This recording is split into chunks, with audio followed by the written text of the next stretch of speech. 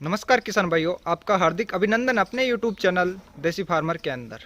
किसान भाइयों, आज मैं पहुंच चुका हूं गुजरात के कांकरेज गाय का जो अड्डा बोला जाता है अपना कच्छ एरिया के अंदर। और सामने आप मेरे देख सकते हो एक युवा आपके सामने बैठे हैं। युवा ही नहीं, ये आपके लिए एक प्रेरणादायक इंस्पिरेशनल स्टोरी भी आपके सामने ये साझा करेंगे। काफ़ी पढ़े लिखे होने के बाद भी आप इनके पीछे देख सकते हो नंदी, इधर भी गायों का भंडार है और गायें इनकी जंगल में चरने के लिए गई है। इनका थोड़ा सा मैं इंट्रोडक्शन दे दूं, ज़्यादा तो ये अपने खुद ही चला के देंगे।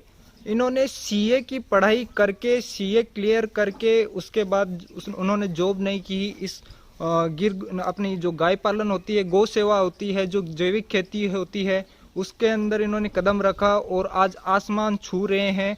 तो सर, ज़्यादा समय ना लेते हुए आपकी जर्नी के बारे में आपसे ही शुरुआत करते हैं। इतने पढ़े लिखे होने के बाद ये गौ सेवा में आने का कहाँ से रुचि लगी, कैसे स्टार्ट हुआ, थोड़ा सा इसके बारे में बिगनिंग जर्नी के बारे में बताइए। ठीक है। ये नमस्कार मित्रों। मेरा जर्नी बोल दूं तो ये कुछ इतना हाई प्रोफाइल नहीं है, ऐसा नहीं है कुछ कि मैं एक साथ सोचा था, एक साथ इन्वेस्टमेंट किया कि पहले ही सोचा हुआ था बड़ा कुछ बड़े से काम किया है। मैं भी छोटा ऐसे ही मैं हाँ, जब भी आर्टिकल सीए का पढ़ाई किया, आर्टिकलशिप किया, तभी मेरे को मालूम था कि ये मेरा विषय नहीं है जी। लेकिन ऐसा नहीं था कि मैं जैविक खेती पसंद करूंगा, ये पशु इतना बड़ा स्केल में पशुपालन करूंगा। बस मैं नक्की कर लिया था कि मुझे ये सीए का लाइन पसंद नहीं है, तो मैं ये इसमें आगे नहीं बढ़ूंगा। अभी क्या करना है वो मैं सोचा नहीं था। ये तो क्या मालूम है, थोड़ा कुछ डेस्टिनी लेके आती है अपने को। तो मैं इधर पापा की 50 एकड़ की फार्म थी, तो मैं सीए पढ़ाई करके आर्टिकलशिप करके इधर आ गया मुंबई से कच्छ में। और हमारे पास हम दूध भी 12 से ही लेते थे। हमारे पास दूध पीने के लिए भी गाय नहीं थी। जी सर। हाँ, तो हमने एक गाय से शुरू किया। जी। एक गाय लेके आए और वो गाय में ना 2 टाइम का 8 लीटर दूध था। फिर उस गाय का इतना सेवा किया कि उसको 4-5 महीने ब्याई गाय लेके आए, तो उसमें 2 टाइम वो फिर ना 2 टाइम का 8 लीटर, फिर वो गाय 2 टाइम का 6 लीटर 12 लीटर दूध देने लगी। तो फर्स्ट स्टेप में हम पहले वो बोले ना, to start is half done. तो उसे कह के कैसे जो पहले पढ़ाओ ना उस पर तो हम सक्सेस हो गए और सेवा इतना अच्छा किया, तो जो जिस काम में दिल रहेगा ना उसमें तो रिजल्ट मिलता ही है। कोई भी काम करो, ये सीए का काम हो कि खेती का काम हो और कोई इंडस्ट्री हो, दूसरा कोई भी काम हो, जो हमने दिल लगा के जी जान से काम किया। तो शुरुआत में खेती में और पशुपालन में तो एक गाय में हमको रिजल्ट मिला, तो हमको मालूम है कि ये तो पार्ट टाइम बिजनेस ऐसा करके जैसा है। और दूसरी बात क्या बात, अगर हमें जैविक खेती करना है तो खाद तो चाहिए गई अपने को, तो अपने को कुछ पशु भी रखने पड़ेंगे। तो उसकी वजह से एक गाय में सक्सेस हुआ, उसका दूध हम बेचते थे। तो अभी तो एक गाय ऐड करते गए, एक के बाद एक ऐड करके आज हम इधर 100 पशुधन पर पहुँचे हैं। और इसमें भी पहले ऐसा नहीं था कि कांकरेज में ही गए हैं। तो हमारा जर्नी कैसा हुआ कि हमने पहले शुरू किया एचएफ से कि दूध के लिए। तो पहले क्या हमारा इतना विषय तो था नहीं, हमें जस्ट ऐसे पार्ट टाइम बिजनेस करना था जिसे रोज़ की आमदनी हुए। एचएफ हम महसाना से 6 एचएफ लेके आए और इधर से नज़दीक से कुछ 5-7 20 कांकरेज और मिक्स एचएफ लिया हुआ था। तो 15-20 पशु से हमने 1 साल में शुरुआत किया। रिजल्ट बहुत अच्छा था। लेकिन एचएफ का फिर जैसे आगे बढ़ते गए तो मालूम पड़ा इसका इम्यूनिटी तो इतना है नहीं। खुद भी बीमार रहती थी, उसके बच्चे भी बीमार रहते थे। और फिर A1 A2 मिल्क का भी उसके पहले हम मालूम ही नहीं था कुछ। जब एचएफ रखी तभी हमको कुछ दूध तो दूध होता है, सभी ऐसे हमको तो ऐसे ही था कि दूध तो दूध ही है। और फिर जैसे अंदर घुसते गए तो मालूम पड़ा था ये तो कुछ अलग ही है। एचएफ का दूध इस और देसी गाय का दूध और फिर इसका इम्यूनिटी, ये सब अंदर घुसने के बाद मालूम पड़ा। वैसे ही खेती में पहले साल 2009 में हमने शुरुआत किया पशुपालन प्लस खेती का। तो खेती में भी 50 एकड़ का फार्म था, लेकिन केमिकल फार्मिंग हो रहा था और मुनाफा कुछ था नहीं। ऐसे पिताजी खाली शुरू रखने के लिए, चलाने के लिए, और उनका भी बिजनेस कुछ अलग था। तो खेती खाली जीवित था, ऐसे हमारा चल रहा था कामकाज। 50 एकड़ में मुनाफा नहीं था, सस्टेनेबल था खाली। और मुझे इसलिए इतनी दिक्कत नहीं आई क्योंकि कुछ एक्सपेक्टेशन कम थे। तो हमको मुझे मेरी सोच से काम करने का मौका मिला। अगर मेरे लिए अगर कुछ एक्सपेक्टेशन रहते ना तो कुछ रहते कि नहीं 10 तो पहले से 10 लाख 20 लाख कमा रहे हैं पिताजी और मुझे शुरुआत करना था, तो मेरे लिए कुछ ऐसे बेंचमार्क बन जाते। लेकिन मेरे पास बेंचमार्क तो मेरे पास था नहीं। तो ऐसे ही कुछ मज़ा आया काम करने को कि जीरो से हमने मेरे काम करना शुरू किया और कुछ रिसर्च करने का, कुछ R&D करने का, परम्यूटेशन कॉम्बिनेशन करने का कुछ मौका मिला और मज़ा आया। कुछ जैसे खेल खेल में काम करते हैं वैसे ही खेल खेल में 2-3 साल कुछ काम किया, कुछ ट्राई किया। HF से फिर गिर के ऊपर आए। गिर में भी यही प्रश्न था। पहले HF से हम A2 मिल्क पर आना था, तो इसके लिए अपना गिर ब्रीड पसंद किया हमने। 20 पशु गिर के भी रखे। लेकिन गिर में क्या मालूम है, फिर मैं ऐसे सोच का था, पसंद करता हूँ कि उसका एक एक जो पहलू है उसका समाज में उपयोगिता है। गिर में देखो, इधर तो खेती के लिए गिर का बैल पसंद करते नहीं है। फिर गिर के मेल काफ का क्या करना ना, उसका बहुत बड़ा इश्यू था हमको। तो हर कोई काफ तो ब्रीडिंग में आएगा नहीं यूज़, तो मेल काफ की थोड़े हेडेक थी कि इस मेल काफ को क्या करेंगे। ऐसे देखो गौशाला में या किसी सरकारी पांजरापर में या महाजन के पांजरापर में छोड़ना, ये तो फिर CA लेवल का व्यक्ति इतना ऐसा नहीं सोचेगा। अगर आप ऐसा ही सोचना था तो CA का काम में कुछ ऐसा तो गलत तो था नहीं, वो उधर भी कर सकते थे, लेकिन नहीं, कुछ अलग ही करना था हमें कुछ। तो क्या मेल काफ की उपयोगिता नहीं थी, उसकी वजह से पूरा मॉडल हमने शिफ्ट कर दिया। और शिफ्ट किया तो इतना मज़ा आया कि देखो अपने कुछ अभी क्या ना, पशु का क्या करना ये दिक्कत नहीं रहती है।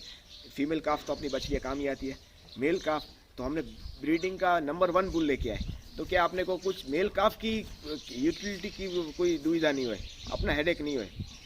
इसके बच्चे ना अभी तो हमें तो और इतना मज़ा आया, बछड़ी से ज़्यादा दाम में बच्चे बिक रहे हैं। ब्रीडिंग का काम शुरू किया तो इसके लिए मेरे मित्र हैं जयवीर सिवाकेला, उनसे 5 लाख का एक नंदी लेके आया, प्योर ब्रीड का, जो इसका नाम वो 1 of the top 5 bull of Gujarat, ऐसे हिच्चो नाम है उसका। और ब्लैक बुल है अंदर वो जी सर, उस पर भी वीडियो बनाएंगे अपन अलग से वीडियो बना देंगे। और इसका हर बच्चा उसके जैसा, कोई भी मीडियम गाय 10,000 वाली गाय होए, उसका बच्चा ना, हाँ, उस ब्रीडिंग वाला ही, और एकदम खूबसूरत, जो का उसका रंग भी उसके ऊपर और शुद्धता भी उसके जैसे ही।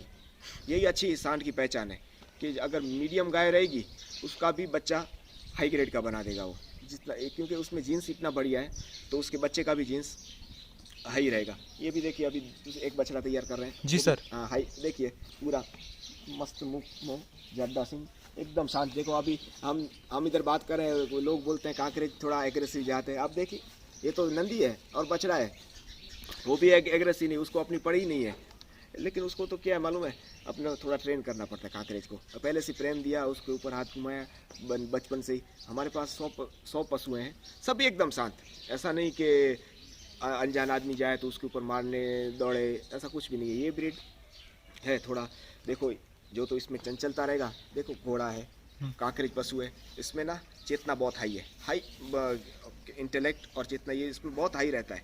इसकी वजह से थोड़ा एग्रेसिव है। ऐसा नहीं है कि वो मारने वाला जात है या जंगली जात नहीं है, लेकिन जितना चप्पल रहेगा उसमें तो थोड़ा तो आपने देखो। बच्चा, अगर आपको कौन सा बच्चा पसंद है, शांत बच्चा या खेलता हुआ शरारती बच्चा? हम वही अब थोड़ा शरारती बच्चा रहेगा, खेल कूद करेगा, उछल कूद करेगा, वही बच्चा पसंद करेंगे ना हम लड़का का। अपने को उसको ज़्यादा मज़ा आएगा अपने उसके साथ खेलने का। वैसे ही बात ये कांकरेज ब्रीड में, घोड़ा है, कांकरेज ब्रीड है, उसमें उसका इंटेलेक्ट, उसका चेतना लेवल और ब्रीड से ऊँचा है। इसकी वजह से थोड़ा शरारती नहीं, उसको हम ना एग्रेसिव नहीं बोलते हैं। ये ब्रीड को हमने दूसरा नाम दिया हुआ, शरारती ब्रीड है। ये एग्रेसिव बिल्कुल नहीं है, चंचल नेचर का अपन बोल सकते हैं सर। चंचल नेचर का, हाँ, चंचल स्वभाव तो इसका नेचर में ही है। ब्रीड में घोड़े के कैसा चंचल स्वभाव है, वैसे ही इसको संभल के जाना पड़ता है इसके पास।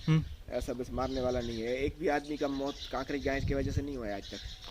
वो क्या रिलेशनशिप होता है, जब मैंने देखा है 1-2 वीडियोस के अंदर कि मतलब अपने मालिक पे कोई वार करता है तो कांकरेज गाय के अंदर इतनी चेतना की भावना कहाँ से जागृत होती है कि वो अपने बचाव के लिए अपने भी प्राण त्यागने को तैयार हो जाती है सर? वही तो बोल रहा हूँ ना, उसके जीन्स में ही है वफादारी। जैसे देखो अच्छे कुत्ते में भी रहेगी, अच्छे घोड़े में भी रहेगी। आपने चेतक का तो नाम सुना ही है। बिल्कुल सर, महाराणा प्रताप का सर। ये ब्रीड का, इसका जीन्स का खूबी है, ये खासियत है इसका। और एक मैंने ये भी देखा, जितना अपन इनको प्यार देंगे डबल अपन को वापस रिटर्न में मिलेगा सर। ये आप ये देखिए, ये इसका देखो, ये तो पशु है मालूम है जी सर। हम बोलते हैं इसको कुछ मतलब नहीं है। इसको ना अगर मालिक से प्रेम है, उसको खाने के बीच में छोड़ दो, हरे चारे के बीच में, अगर मालिक उसको मना बोल देगा नहीं मत खाओ और उसके ऊपर हाथ घुमाएगा तो मालिक से प्रेम करने लग जाएगी, वो खाना भी छोड़ देगी। यार ये तो पशु, पशु को क्या मालूम कि मैं क्यों खाना छोड़ूं, पशु कभी खाना नहीं छोड़ेगा, नहीं छोड़ेगा सर। क्योंकि उसमें इतना भाव है, इसमें इतना इंटेलेक्ट इसका हाई है, ऐसा है। कांकरेज गाय, कई गाय हैं, अगर बहुत लगाव से गाय चराने वाला ग्वाल रहेगा ना जी, तो दोनों साइड हमने बोए हुए हैं खेत, और उसके बाद बीच में से 2-3 फुट का रास्ता है, और अगर उसको बोल देगा, ऐसे है उसको ट्रेन किया हुआ है, और बोले बुलाओ करेगा कि मेरे पीछे आओ, उसकी जो सांकेतिक भाषा में बोलेंगे तो उसके पीछे चली जाएगी, वो साथ में मुंह नहीं डालेगी। दोनों साइड में जो अपनी चारा है या और कुछ बोया हुआ है, अगर दूसरे खेत में हमको चारा नहीं चरने के लिए, घुमाने के लिए लेके जाना है, ऐसा ट्रेन गाय रहेगा। और कोई ब्रीड में इतना समझ नहीं होएगा, ये उसको समझ कर होती है। वो जो इनमें गुण है वो तो अपने में गुण आएंगे। बिल्कुल सर, सही है। उसके दूध में और उसके दूध के उत्पाद में, उसके बच्चों में, कांकरेज गाय, अभी कांकरेज गाय का अगर 1 महीने का बच्चा ना अगर हाथ में से निकल गया और खुद पे आ गया तो अपने के हाथ में नहीं आएगा, वो अपने पूरा दिन 2-2, 3-3 घंटे तक दौड़ते रहता है। 1 महीने में इतनी स्फूर्ति, 1 महीने के बच्चे में इतनी स्फूर्ति, दूध के गुण है। तो दूध के गुण हम सेवन करेंगे दूध योगी, तो हमें आदमियों के आएंगे। इसके बारे में थोड़ा सा और बाद में अपन डिस्कस करेंगे। थोड़ा सा वापस बैकग्राउंड फ्लैशबैक में जाते हैं। ठीक है। सीए की आपने पढ़ाई की, हाँ। आपने एकदम चकाचौंध जिंदगी वहाँ बॉम्बे जैसी सिटी में आप रहे। सही है, सही है। वहाँ से यहाँ आने में घर वालों का कैसा सपोर्ट रहा? आपका एक सर्कल था उस टाइम, एक एजुकेशन वाला सर्कल था, लोग पढ़े लिखे लोग थे आपके साथ, आपके दोस्त भी सीए बने होंगे, वो किसी कंपनी में ऑडिट कर रहे हैं या खुद का ऑडिट खोल लिया उन्होंने, खुद की फॉर्म खोल ली होगी।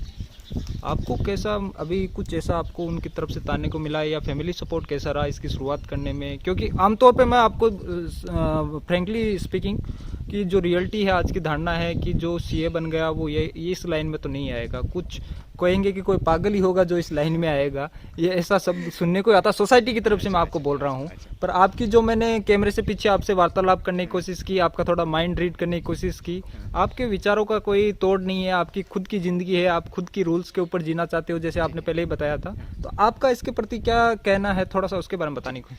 मैं फ्लैशबैक में बाद में जाएंगे, पहले अभी का बोल रहा हूँ। जो लोग, वो पहले तो था उनके मन में दुविधा थी, ठीक है, वो समझाने का कोशिश भी किया फैमिली वालों ने।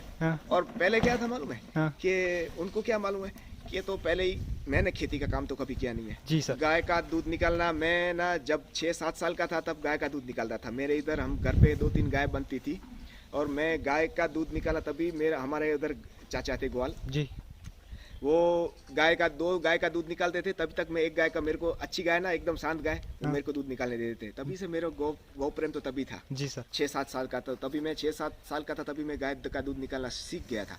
मैं गाय रखा, हमारे गाँव में किसी को गाय दूध निकालना मम्मी को आता है और किसी को नहीं आता है, और फार्म पे मम्मी आती नहीं हमारे राजपूतों में। तो बोले तो फार्म पे गाय रखिए तू, घर, मम्मी बोले कि तू घर पे लेके आ गाय, मैं उधर दूध निकाल के दूंगी, और वहाँ फार्म पर कौन दोएगा? मैं बोला मैं हूँ ना, मैं बचपन में दूध निकाला हुआ है, मैं निकाल के दूंगा। मैं आया, जस्ट मुंबई से आया और 1 महीने में गाय रख दी, और फर्स्ट टाइम उस गाय में 4 लीटर दूध था। फर्स्ट टाइम में बैठा और 4 लीटर पूरा दूध निकाल के दिया। तो और तभी तो उनको क्या मालूम है, ये काम किया हुआ नहीं है इसने, तो वो तो भाग जाएगा 4-6 महीने में। कुछ इनकम तो इधर मालूम है, खेती और पशुपालन में इधर बहुत कम लोग कमाते हैं। अब किसान बोझे में क्यों है, किसान आत्महत्या क्यों करता है, क्यों मालूम है? इनको कमाना इधर अभी मॉडल नहीं है हमने पास, इसकी वजह से उनको मालूम है कि ये ऐसे, ये ज़मीन में वैसे कच्छ की ज़मीन थोड़ी मीडियम क्वालिटी की, इतनी हाई रिच इन मिनरल्स नहीं है। तो उनको लगा ये ठीक है, करने दो उसको, ठीक है, उसका अभी करने का भूत सवार हुआ है। तो 4-6 महीने में जब भी इनकम नहीं होएगा जनरेट, तो खुद ब खुद छोड़ के 90% बोला कर जो तेरे को करना है। उनको मन से अंदर से जानते ही थे वो। 4-6 महीने ये सब छोड़ के, ये किधर गाय किधर पशु, ये खेती और छोड़ के निकल जाएगा।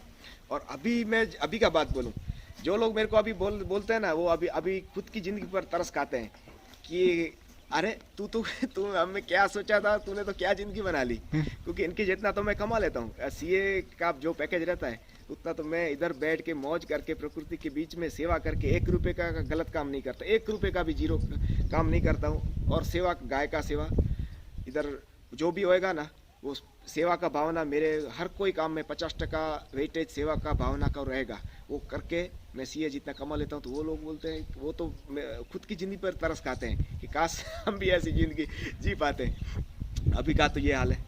कि वो ये क्यों हुआ, क्यों क्यों मालूम है, क्योंकि अब हम सक्सेस के पीछे नहीं भागने का, जो आपका मन करता है और किसकी भी कोई भी काम में अगर मन लगा के काम किया, साइंटिस्ट की तरह काम किया, तो वो काम में कुछ निकलेगा ही। अगर साइंटिस्ट की तरह आप अगर घुस के काम करोगे ना तो कुछ ना कुछ तो निकल के ही आएगा।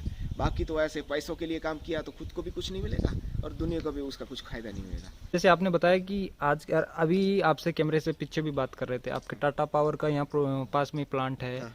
अडानी पोर्ट भी आपके पास है। एक से बढ़ के एक विद्यार्थी या जो भी मैनेजर है सीईओ लेवल के, वो यहाँ पे आते हैं, विजिट करते हैं।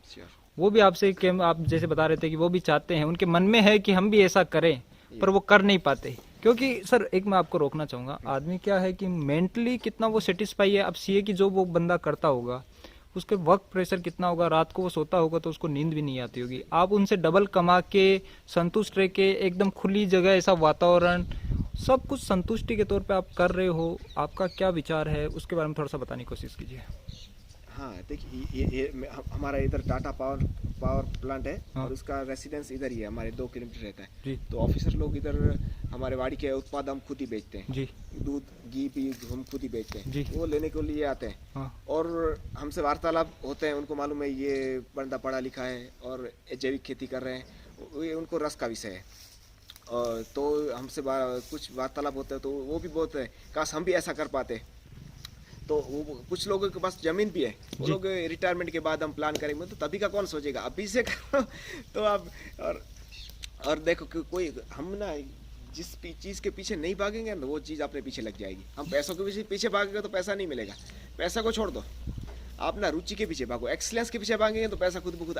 पैसों का एक काम ही है, पैसे को तो आना ही है अपने। आपने बताया कि अगर आप सच्चे मन से किसी काम को करोगे तो पैसा ऑटोमेटिक उसी चीज से अपन को रिटर्न में मिलेगा। सर रिटर्न मिलेगा, क्योंकि लोगों को तो चाहिए ही। अब अगर सच्चे मन से काम करोगे, उसके मालूम है आप काम के प्रति कभी दागाखोरी नहीं करोगे, सही है, सच्चा इंसान होगा ना, वो काम के पीछे कभी भी ना बेईमानी नहीं करेगा, उसके उत्पाद में भी कभी बेईमानी नहीं करेगा। अगर आप इसे गारंटी से नेचुरल उत्पाद दे रहे हो, गारंटी वाले उत्पाद दे रहे हो, अच्छी क्वालिटी के उत्पाद दोगे तो लोग की तो लाइन ही लगने वाली ना। हमने 50 एकड़ का पूरा फार्म है, उसमें सभी ऑर्गेनिक पूरा खेती है, गायों के लिए चारा करते हैं, फिर और उत्पाद भी ऐसे ही करते हैं जिसका बाय प्रोडक्ट चारा हो। जैसे मूंगफली है तो उसका मूंगफली का तेल निकालते हैं जी, उसका खली हमारे गाय के लिए काम आएगा, और ऑर्गेनिक तेल है कच्ची घानी का, वो हम बेचते हैं। वो हम तेल दुनिया को पूरा, हमारे सर्कल को भी पूरा नहीं कर पा रहे हैं ग्राहकों को। फिर देसी बाजरा करते हैं, बाजरा हम इधर से ही बेच जाते हैं, वो वेटिंग में रहता है, तेल बिक जाता है। बाजरा हम एडवर्टाइजमेंट घी का तेल का नहीं कर पा रहे हैं, क्योंकि अगर एडवर्टाइजमेंट करेंगे तो जूने ग्राहक रह जाएंगे, क्योंकि हमारा जो जूने ग्राहक जो बच गए हैं उनको ही माल आराम से पूरा होता है, उतना ही अपने पास उत्पाद रहता है। और जो उत्पाद होता है 15-20 दिन में स्टॉक में ही नहीं रहता, 15-20 दिन में तो बिक जाता है। घी में 15-20 दिन का, महीने का वेटिंग रहता है। क्यों? क्वालिटी में काम करेंगे तो आपको मार्केट की ज़रूरत नहीं है, और मार्केट में किधर बेचने का जाने का ज़रूरत नहीं पड़ेगा। मार्केट भी नहीं है, और आज के टाइम जो मार्केट में वस्तुएं आ रही हैं वो आपको पता है किस तरीके से आ रही है, कैसे बन के आ रही है। हॉस्पिटलों में भी कोविड में आपने भी देखा क्या हालत हो गई थी। तो अब लोग जागरूक हो रहे हैं, जो अच्छा खाएंगे, जैविक खेती के बारे में, ऑर्गेनिक फार्मिंग के बारे में। कुछ चुनिंदा लोग हैं, मैं विजिट किया है सर, आप जैसे कुछ चुनिंदा लोग हैं जो इस लाइन में आ रहे हैं। अभी भी अपने सोशल बैकग्राउंड एरिया में, अपन जैसे रूरल एरिया में जाएं तो वहाँ क्या रहता है, फैमिली का एक ही रहता है कि बेटा पढ़ा लिखा है, कोई गवर्नमेंट जॉब लग जाए, सेटअप हो जाए, खेती बाड़ी में क्या रखा है। तो आपने जैसे शुरुआत की, और युवा आप जैसे कहीं पढ़े लिखे होंगे, गवर्नमेंट जॉब के लिए एक वैकेंसी होगी, वहाँ 10 आदमी काम कर रहे होंगे, बीटेक कर रखा है, एमबीए कर रखा है, पता नहीं क्या कौन सी डिग्री है। कैसे सक्सेस पा सकते हैं खेती लाइन में भी, वो उतना ही उससे अच्छा कमा सकते हैं, और किस स्टेप बाय स्टेप वो आगे बढ़ना चाहिए। थोड़ा सा आप अपने उसके ज्ञानवर्धक बातें बताइए सर। देखिए, जो खेती में और पशुपालन में जितना मुनाफा है उतना मुनाफा और बिजनेस में कम है। इधर कंपटीशन भी कम है। जिसको ऑप्शन है, मेरे पास, मैं जानता हूँ मेरे सर्कल में जितने पशुपालक हैं जी सर, गाय रखे हुए हैं, भैंस रखे हुए हैं जी। मैं ऐसा नहीं हूँ, भैंसों का भी विरोध में नहीं, जिसका वो तो खुद का मॉडल का और खुद का रुचि का बात है। भैंस रखे हुए हैं, HF रख के पशुपालन करते हैं, 50-50 हज़ार 60-60 हज़ार कमा रहे हैं महीने का। अगर ये ना कम, इधर इनको ना अंदर गेट में भी कंपनी घुसने नहीं देगी।